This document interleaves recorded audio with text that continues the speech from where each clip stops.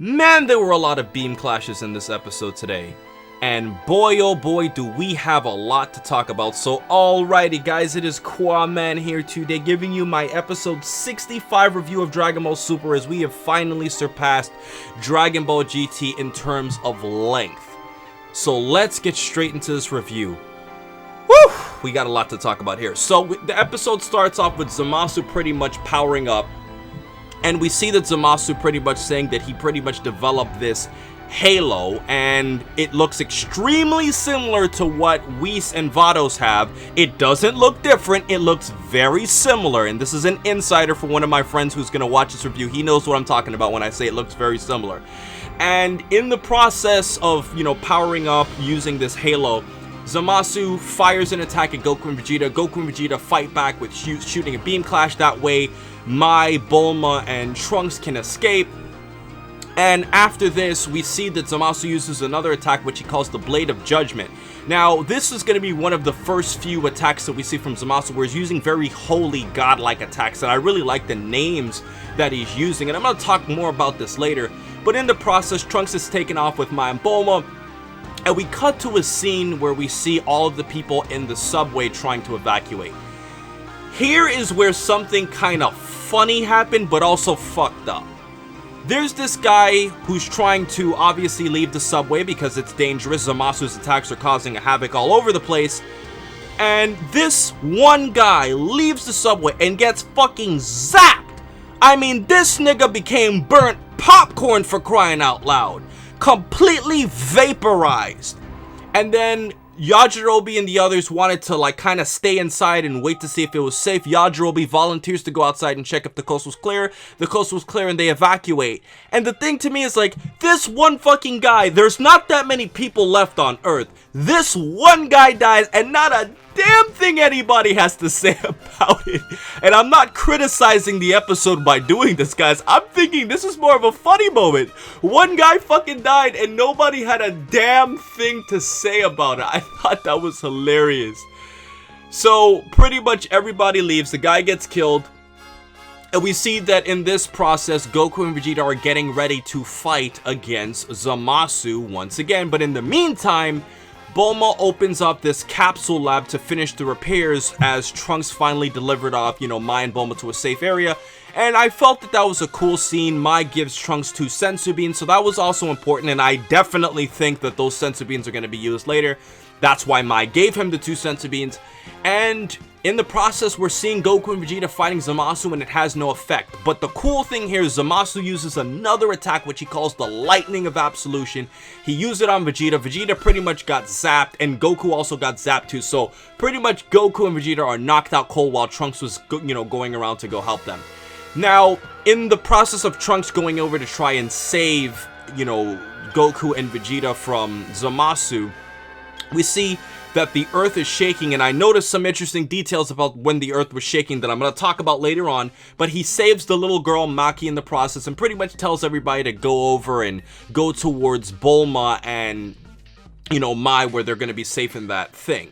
Now, the weird thing to me here, guys, is that in this moment, I felt that, is it really safer to go to that little lab that Bulma has, or is it safer to be underground? Now, I understand that the subway was crumbling and they had to leave, but my thing is that if one energy blast goes into the vicinity of where Bulma and Mai and the rest of them are all going to be like stuck in a bottle and just wiped out in one blast.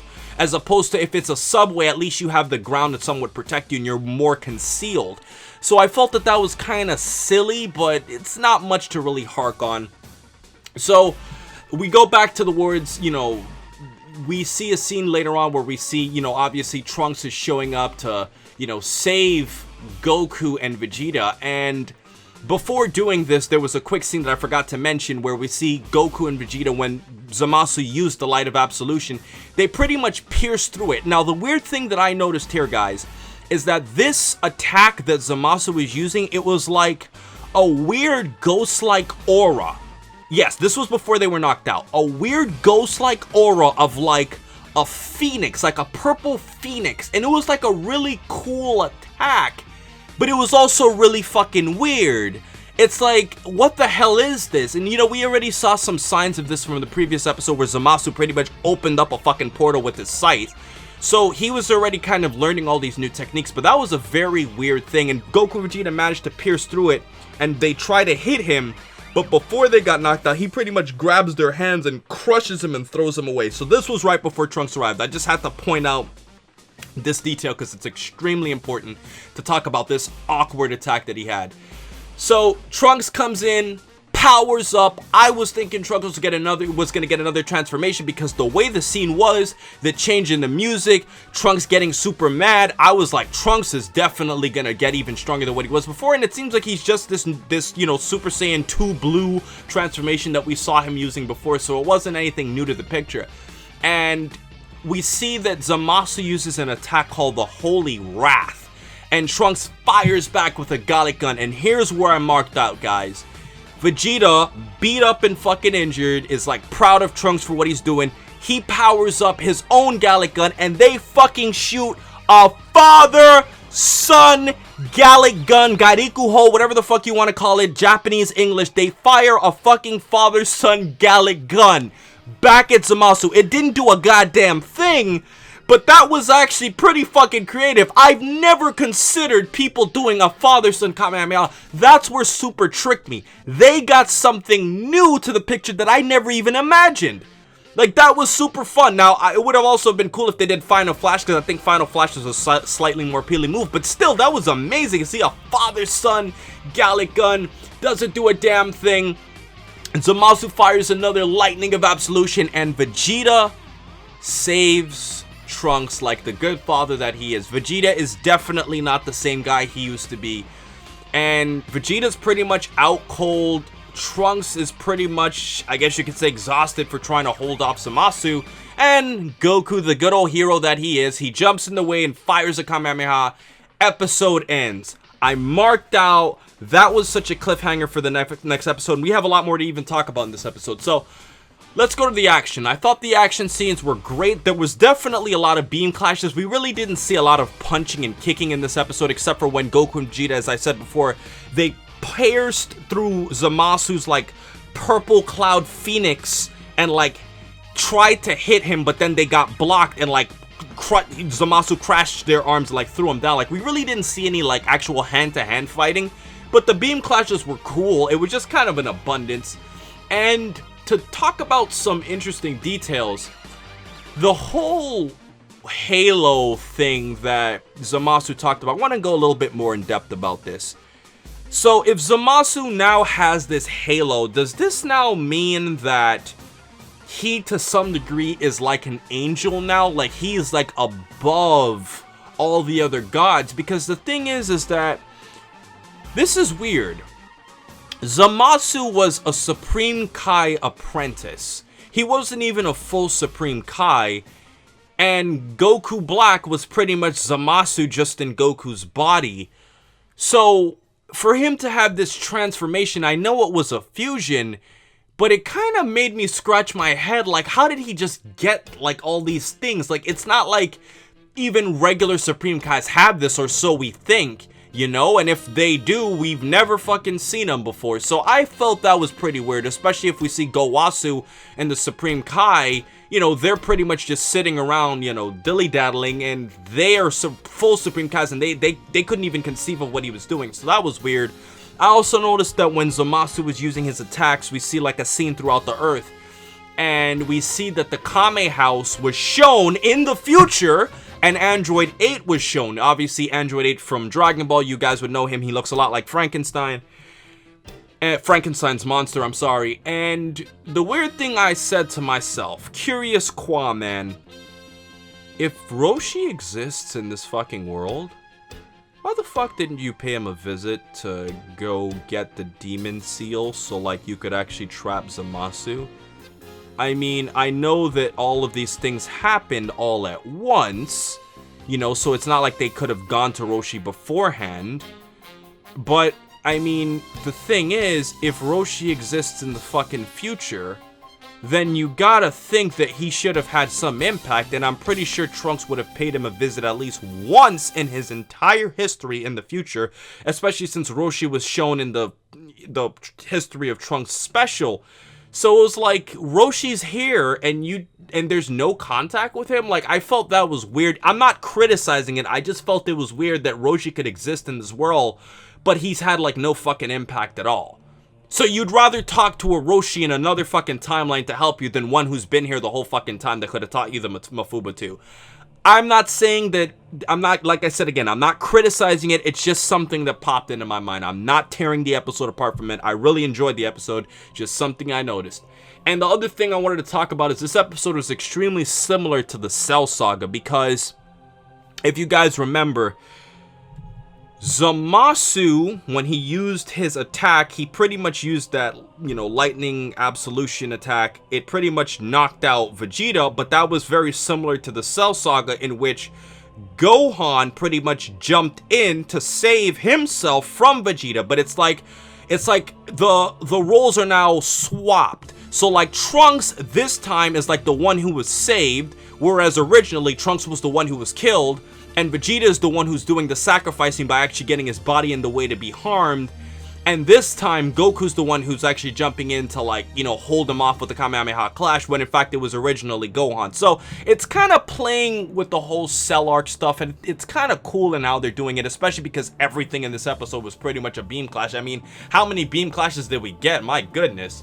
So all of that stuff happens, and those are pretty much my interesting details. So to go to memorable moments, I thought long and hard about this one. I think the most memorable moment would probably have to be the father-son Galick gun, only because, I mean, I really just didn't expect it. I mean, I guess, you know, Goku, you know, trying to help them at the end was pretty cool, and Vegeta sacrificing himself was cool, but like, father-son Galick gun is like so unique that no Dragon Ball fan has ever seen, you know? I mean, hell, we never even really saw Trunks use the Galick gun before Dragon Ball Super anyways. So that was something interesting. So, as I said before, guys, I've been doing key discussions in my Super reviews. Here is the part of my review where I want you guys to talk to me, you know, because this review is us talking, and I do respond to a lot of my comments, guys, so don't feel shy to comment this. What do you guys think about Zamasu learning all these attacks? Like, I understand he fused with himself in essence, but like, how the fuck did he, like, the way he's using these attacks like Holy Wrath and Lightning Absolution and these, you know, Judgement blades, like, it's like he's using these attacks like he practiced and is like well aware of them. It's not like he's not acting like he's using them for the first time.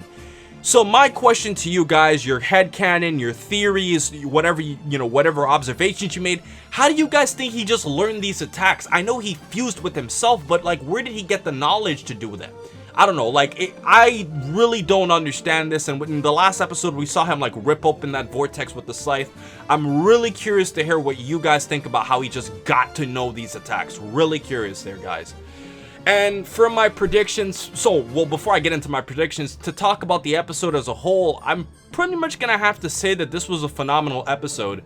It had great action, it had a lot of beam clashes, and it had a very holy feel to it because with Zamasu, we never really saw a villain using these types of techniques. I mean, we've seen a lot of villains in the Dragon Ball series. Have we seen a villain with these godlike techniques before? Not really, especially the names that he's giving him. So I definitely think that gives Zamasu a very interesting twist as a villain. So to finally move on to my predictions, guys, I want to talk about some things here. So we got Vegito, right? Everybody saw this coming. Everybody saw it spoiled. Geekdom's talked about it. I've tweeted about it. We all knew that this was going to happen. So that wasn't a shock. The weird thing is that the episode ended with Goku with a Kamehameha Clash, so I'm actually curious how they're going to make all of this stuff happen, and I have a little theory on how I think it will go.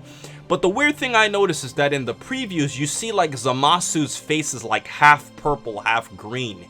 So it's like something weird is happening, and Geekdom did like a whole spoiler video a while back where he talked about the fact that there was something that came out that pretty much talked about how something weird begins to happen to Zamasu. Maybe that purple-green thing is the weird thing that happens to him, is because Zamasu's skin color is naturally not purple. So I felt that that was weird. But Ultimately, to throw my actual predictions into this, I believe that Trunks is going to give either both Goku and Vegeta or Vegeta himself one of the 2 senzu beans that he has left.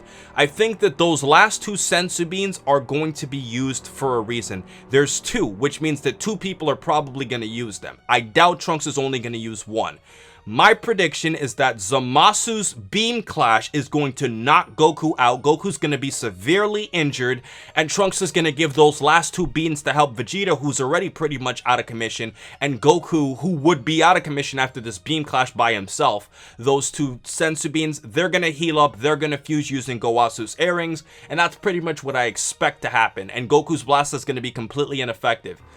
And I also predict that the fusion is going to go midway through the episode and Trunks will stall for Goku and Vegeta to fuse. That's the only way, because I doubt Zamasu's just going to sit there and let them fuse. Hey guys, I'm just going to wait here and, let you put on your earrings while I let you fuse. No, that's not going to happen. Obviously, Goasu has to give it to them. So my prediction is Trunks is going to power up even if he's injured, and he's going to hold him off. So guys, that has been my video for today. Overall guys, this episode was awesome. I wouldn't say it's the best episode of Super so far, but it was pretty fucking good. I mean, I have to give it 5 stars. Even if it's not the best episode, it was pretty fucking damn good. The animation was pretty solid too. Much better than last week's episode that I tore apart. So I'm really curious to hear what you guys think, and like I said, I always respond to a lot of my comments in these, super reviews, because this is more of an interactive discussion, so let me know what you gotta say. So with everything else said, please remember to rate, comment, and subscribe, and remember, as I always say, to have a great day, guys, and damn, I said a lot today.